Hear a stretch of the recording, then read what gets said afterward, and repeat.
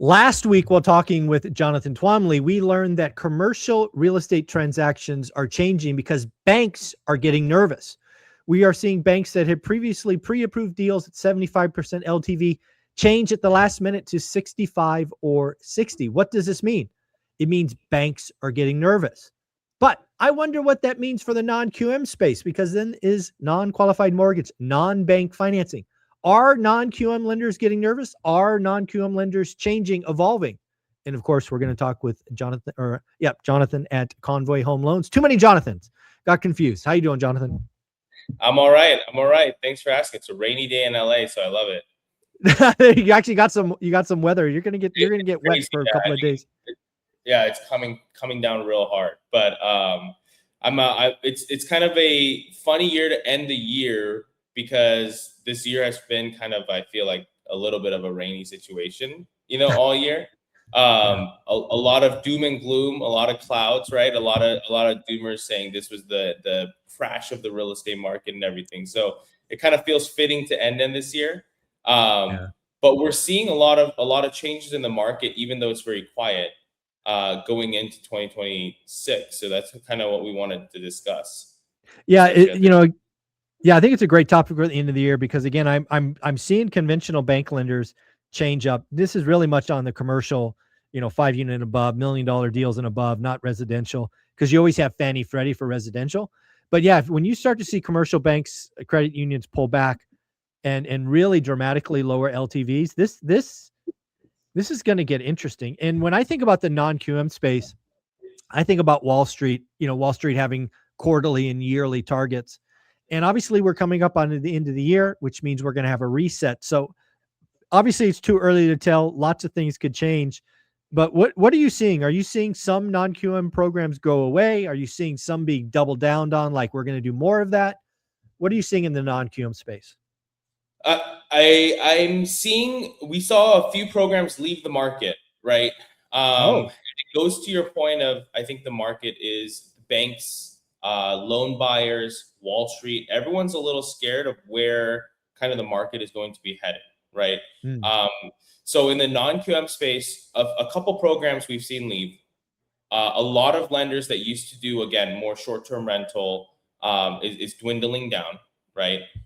They're starting to tighten up on vacancy DSCRs. So what that means is they'll limit the LTV from what used to be like 80% down to 75%, or on a rate and term, and then 75 to 70 on cash out. So we're seeing that happen across the board.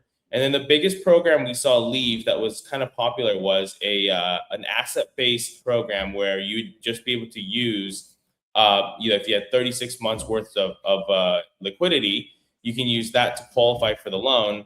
And that program out of thin air disappeared, right? Wow. There's other lenders that'll offer these things, right? So we're pivoting, right? As the market moves, we're pivoting. But like the way that this is going, it kind of reminds me of 3 years ago now, 3.5 years ago, when 2022? when DSCR was starting to kind of go in and out of the market, right? I remember. Some lenders just priced out. Like, we're kind of seeing that happen across the board with different programs, right? So DSCR kind of has more loan buyers now, more institutional buyers. So there's more people kind of flooding the market. But it does say something when you're starting to see programs exit, because you shouldn't see programs exit in a market that has a lot of certainty. You'll see programs go in, right? And guidelines get looser, but it's getting tighter. Yeah. Well, let me poke at that a little bit, because again, this is a world you live in, and I'm just playing, interview guy. So when I think about Wall Street, I think it's fair to say that they are profit driven. They are money machines. Is that fair? Would you say it's reasonable? 100%. So if you're going to see Wall Street or these money machines pivot away, reduce, whatnot, that tells you, it only can tell you one of two things. Either A, their models that got this loan type approved are deteriorating or falling apart, right? They thought they would have a loss rate of 3%, and the loss rates are 4.5%, right? Something in their model is breaking, so they're pulling back, right? They got something wrong, right? That's option A.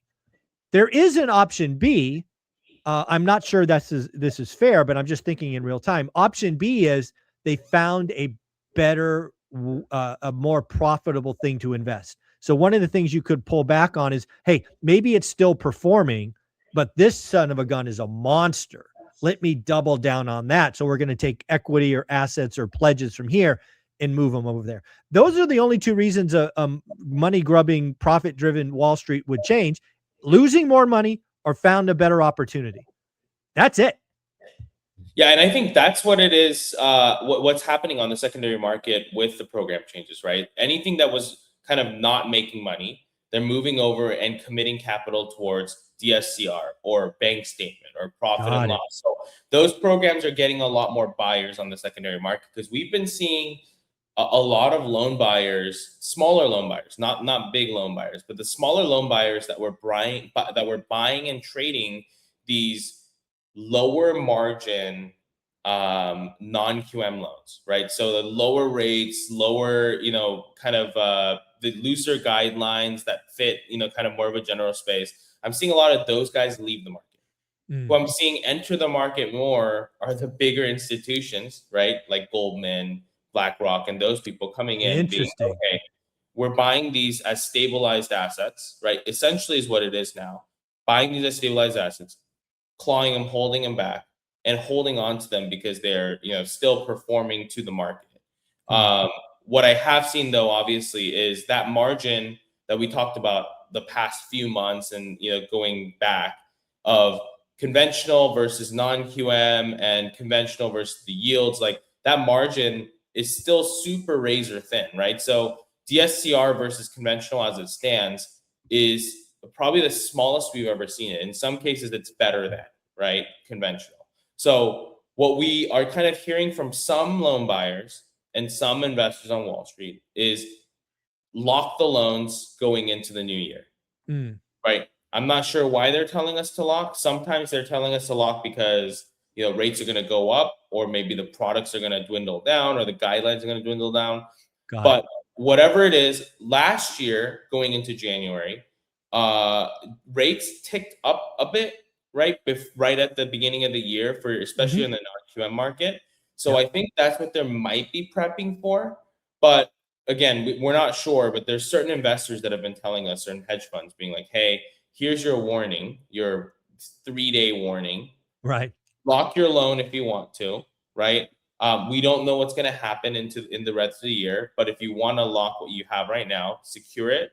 But if you're not going to lock it, just know that the market might face a little bit more volatility going into the new year, which if we look at the yields still, right, 10 years, 4.14, 4.15 for the last like 2-3 weeks. Yeah. I'm actually happy that the 10 years, not ratcheting all over the place. Just give me a slow little decline, and I'm much happier there. Yeah, and I think that's what's calming people down too, right? In a certain sense, For because sure. we're not seeing Japan movements right now, where Japan's hitting all-time highs, right? And Yeah. that's a little Crazy. scary. That's a little scary.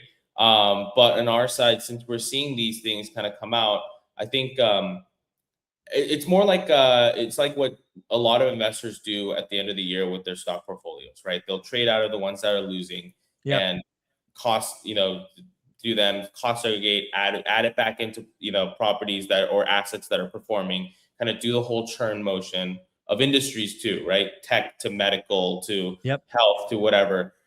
So I feel like that's happening a little bit as well with the people on the secondary market.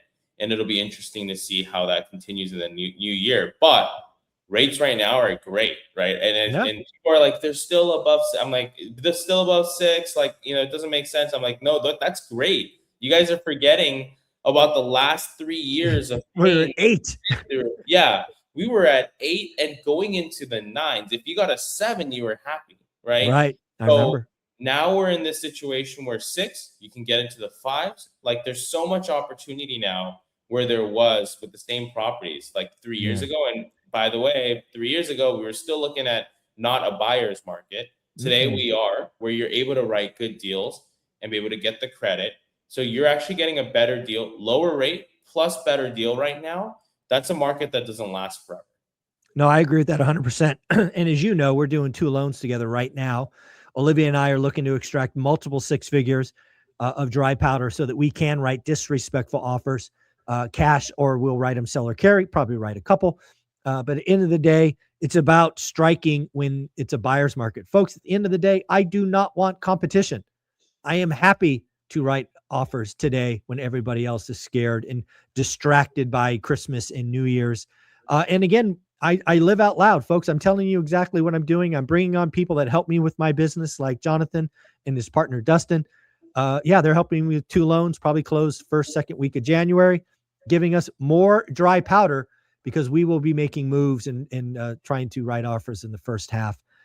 It's fun to do this with you every week, Jonathan. Thank you so much. Thank you. Yeah, and if somebody wanted to reach out, are we still sending them to Convoy Home Loans, or you got a new app you want to tell people about? Yes, go to convoyhomeloans.com and let us know you came from where at. If you want to go that way, if you want to be cool, you can go to the App Store or Google Play Store, download the Convoy Home Loans application. You just search it in the search bar. It'll pop up. You see our logo. And then in there, when you fill out the application, it'll ask you where you came from. Click on where at, and it'll come to us. Very cool, buddy. I appreciate you. Merry Christmas. Happy New Year. Say hi to Dustin for me. Will do. Thank you.